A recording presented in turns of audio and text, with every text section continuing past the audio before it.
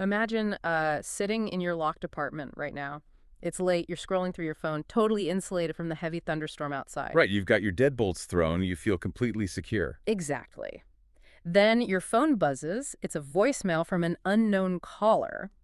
You check the timestamp, and, well, it was recorded 2 minutes in the future. Which is just instantly unnerving. And the voice is whispering, warning you not to look at your front door. So, do you look? Oh, human nature says yes, even though you really shouldn't. Welcome to the deep dive. If you're joining us today, you're likely the kind of curious learner who appreciates a thrilling, meticulously crafted narrative. Yeah, the kind of listener who likes to see the intricate gears turning behind the things that scare us. Today, we are exploring a short, intensely gripping piece of source material titled The Echo of a Future Warning. And our mission is a bit different today. We aren't just recounting a scary ghost story. No, we're really deconstructing the mechanics of modern suspense here. Right, we want to examine exactly how this text manipulates time, space, and human psychology to engineer a feeling of absolute dread. So, okay, let's unpack this. We need to set the scene. Sets the scene for us. It is 1:38 a.m. Our protagonist, Jake, is completely alone in his apartment. He's awake, illuminated only by the glow of his smartphone screen, while this severe thunderstorm rages outside. Plunging the rest of the city into total darkness. Yeah, and that glowing screen acts as this, fascinating modern bridge. It really does. Historically, a castle had a moat and thick stone walls to keep the world out. Today, we still have our locked doors, but that smartphone is a persistent digital breach in our fortress. That's a great way to put it. We feel physically isolated from the storm, but digitally, our boundaries remain completely porous. And the author leverages that specific modern vulnerability from the very first sentence. Jake receives a sudden alert, one new voicemail, and the text points out a subtle but highly critical detail here. It says nobody leaves voicemails anymore. Yeah, that acts as a micro-violation of modern social norms.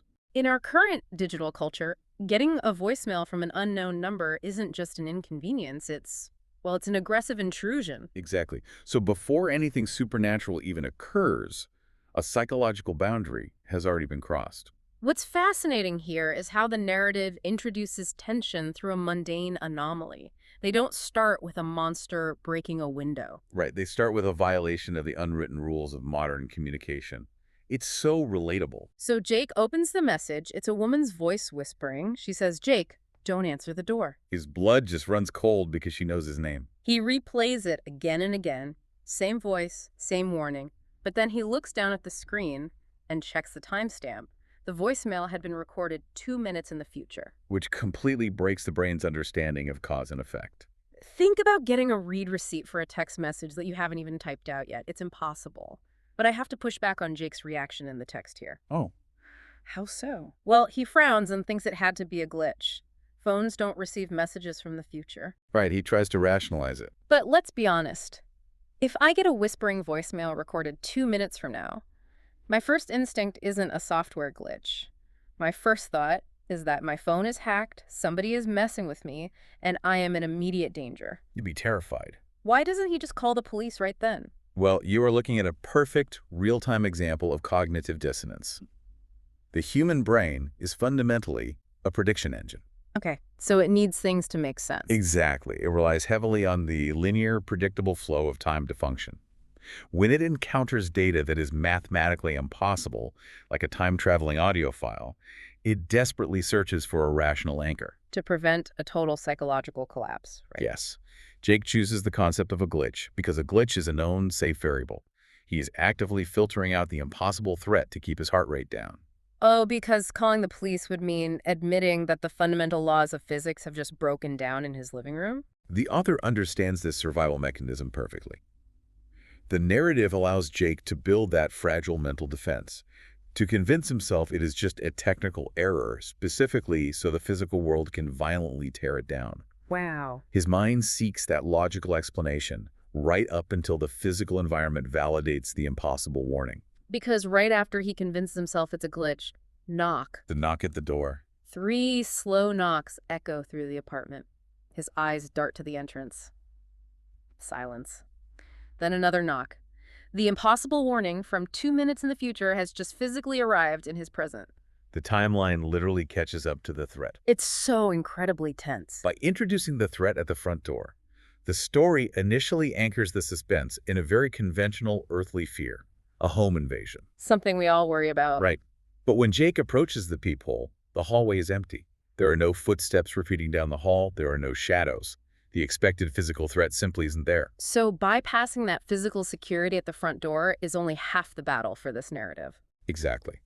Once the brain accepts that the threat isn't in the hallway, it immediately looks for the next safest anchor. It tries to regain control of the environment. And for a guy living on the 14th floor, that anchor is vertical height.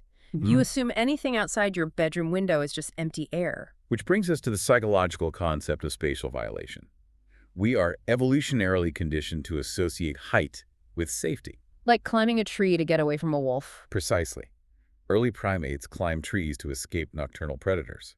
Today, we build high-rise apartments to escape the unpredictable chaos of the street. The higher we are, the more insulated we feel from danger. And the author is methodically dismantling these deeply ingrained biological comforts one by one. And that leads directly to the second voicemail. Jake is backing away from his front door when his phone vibrates again. The timestamp is now 3 minutes in the future. And her tone changes entirely, right?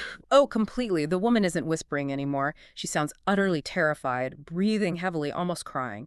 She says, Jake, please listen to me. Whatever happens, do not look outside your bedroom window. He is 14 floors up. The text makes it clear there is no balcony. There is no ledge, just a sheer drop to the street below. This forces the reader to confront a terrifying spatial paradox.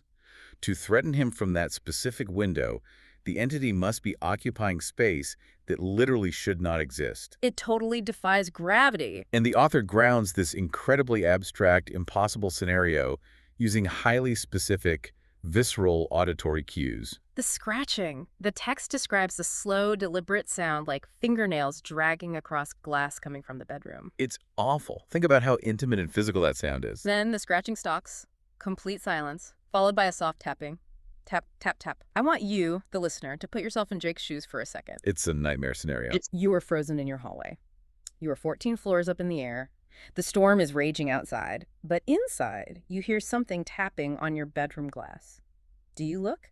It's the ultimate evolutionary dilemma. Because you kind of have to, right? The orienting response in human beings dictates that when we hear a sudden noise, especially a potential threat, we instinctively turn our heads toward the source. It's an involuntary reflex. Designed to assess danger so our fight-or-flight system can properly activate.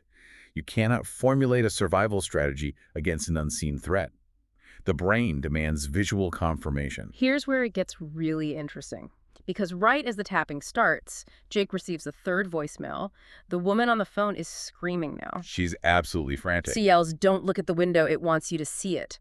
And the brilliant, twisted paradox of this narrative is that this screaming, desperate warning is the exact catalyst that guarantees he is going to look. The entity is leveraging the psychology of forbidden knowledge against him. Telling someone explicitly not to look creates a massive void of information. And the human brain abhors a vacuum. Especially a dangerous one.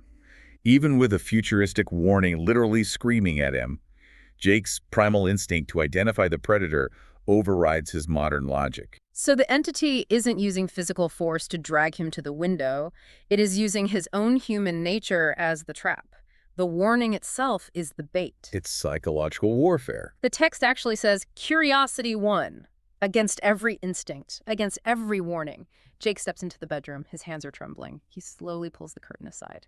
And the visual reveal here subverts all our expectations of what a monster should look like. It's not some giant beast. It's a pale woman with long black hair, completely soaked in the storm, hovering 14 floors above the ground. She is smiling, and her eyes are completely black. Notice the geometry of fear in this scene. She doesn't shatter the glass. She doesn't violently attack. She just hovers there. The horror stems purely from her existing where she shouldn't.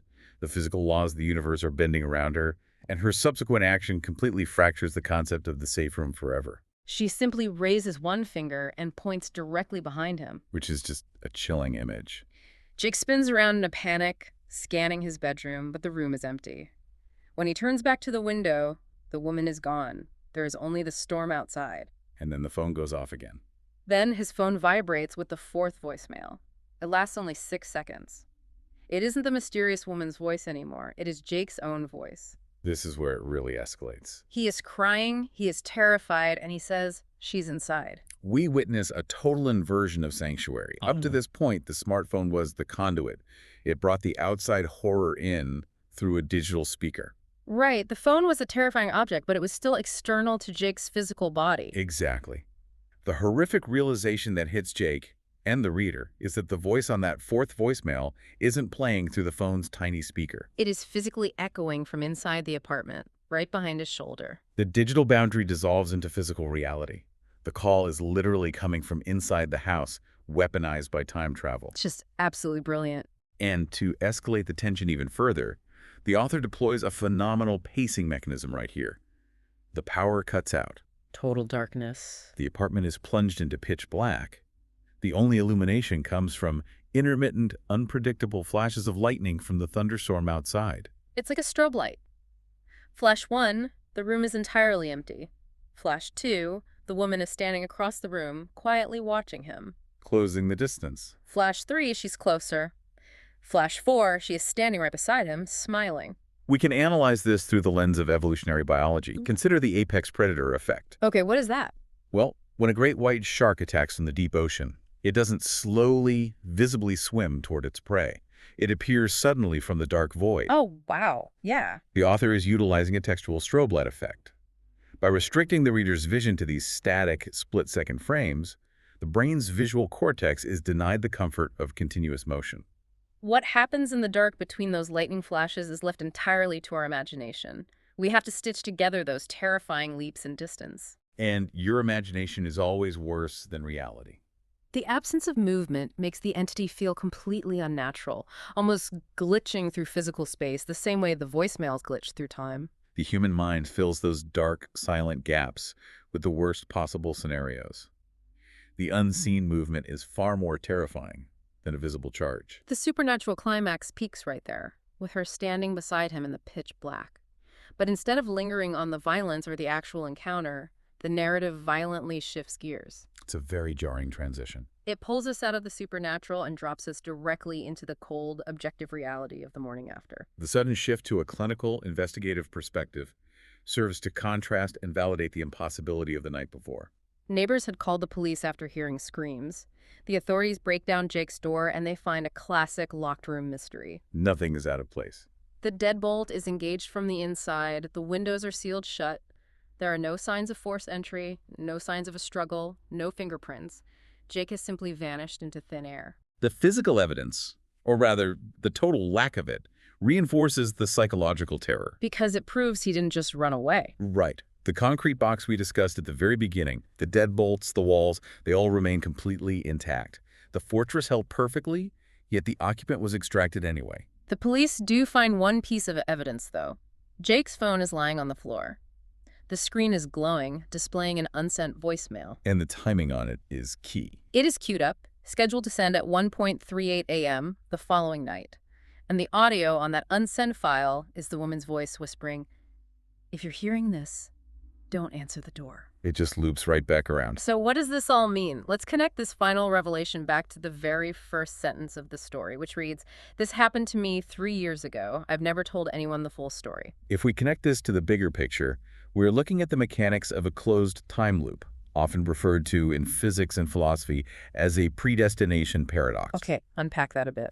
The horror isn't just that Jake was hunted by a supernatural monster. The deeper existential dread is that Jake never had a choice.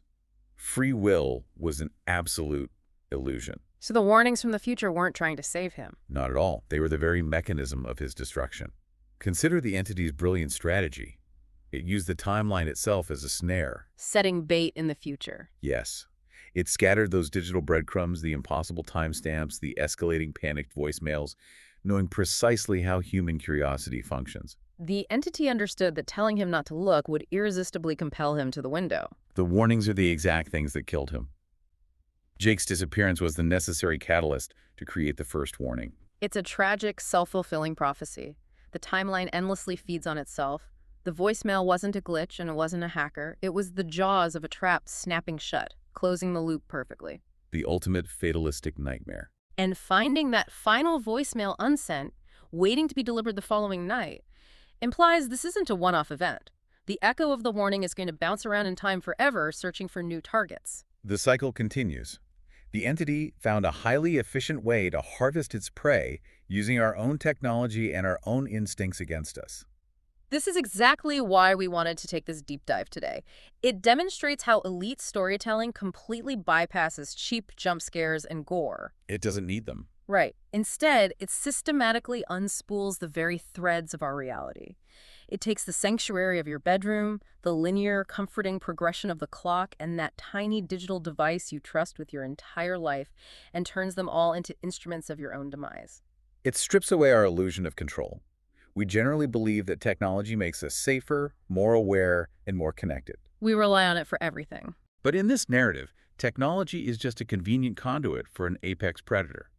It leaves the reader with the deeply unsettling realization that sometimes the things aggressively waving red flags are the exact things we should be running away from. Which leaves us with one final, deeply disturbing detail to chew on. It's a lingering question that isn't explicitly answered in the text, but is heavily, heavily implied by the mechanics of the timeline. It's the most chilling part of the whole thing. Think about this. If Jake vanished from a locked room without a trace, and his phone was left behind with a voicemail queued up by the entity for the following night, then whose voice is actually narrating the story? Exactly. The narrator opens with, "This happened to me 3 years ago." As readers, we instinctively trust that a survivor is speaking to us. We assume Jake made it out somehow. But if Jake is gone, and the entity hijacked his phone to record that final message using the mysterious woman's voice, is Jake really the one telling you this story? Or is the entity now wearing Jake's digital identity? Wearing his skin, so to speak. Is it using his authority as the survivor to quietly set the stage, waiting to send the next future warning to someone else? Maybe even someone listening right now. The predator assumes the digital skin of its previous prey to keep the cycle going. The story itself becomes the next trap. It's a completely chilling thought to leave you with. Thank you for joining us on this deep dive. We appreciate you taking the time to explore the hidden mechanics behind the things that terrify us. It's been fascinating. Until next time, double check those deadbolts, ignore unknown callers, and whatever you do, keep your phone on silent tonight.